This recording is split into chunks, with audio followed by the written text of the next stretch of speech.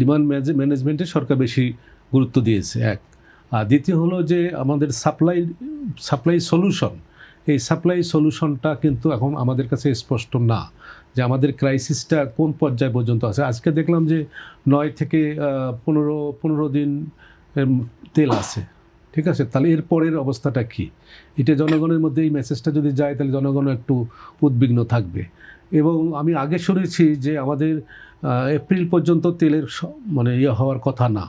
পদ্মা সেতু, metro rail এবং elevated expressway নির্মাণের গর্বিত অংশীদার বসুন্ধরা সিমেন্ট। আর এপ্রিলের পরে জুন মাস পর্যন্ত অলরেডি কিছু কিছু এগ্রিমেন্ট আমাদের কন্ট্রাক্ট কিন্তু আমাদের আছে, কিন্তু এখন শোনা যাচ্ছে যে কি বলে আমাদের দোহা সৌদি আরব, কাতার, তারা কিন্তু তাদের যে আমাদের যে এগ্রিমেন্ট সেখান থেকে তারা সরে আসতেছে। তাহলে এটা কিন্তু চাপ, একটা বড় চাপ আসবে সামনে আর কি। আর অর্থনীতির দেখুন প্রায়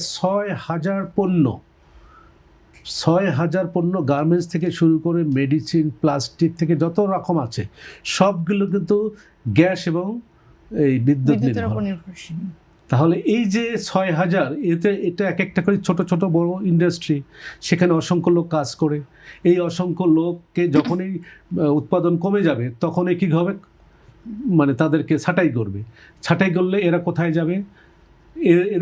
এদের সামাজিক অস্থিরতা তখন তৈরি হবে।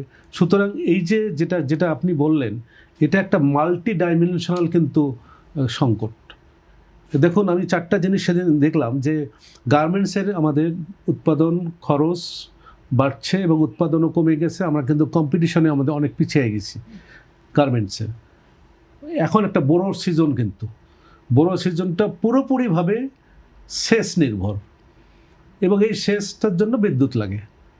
সে জায়গাও কিন্তু একটা বড় চাপ।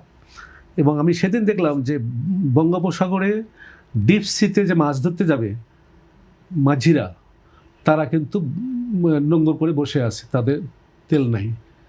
তাহলে এই যে মাল্টি ডাইমেনশনাল যে আমাদের সমস্যাগুলো হচ্ছে, এতে করে কিন্তু আমাদের যতই আমরা বলি না কেন এই সংকট কিন্তু খুব দ্রুত সমাধানের মানে কোনো লক্ষণ দেখা যাচ্ছে না।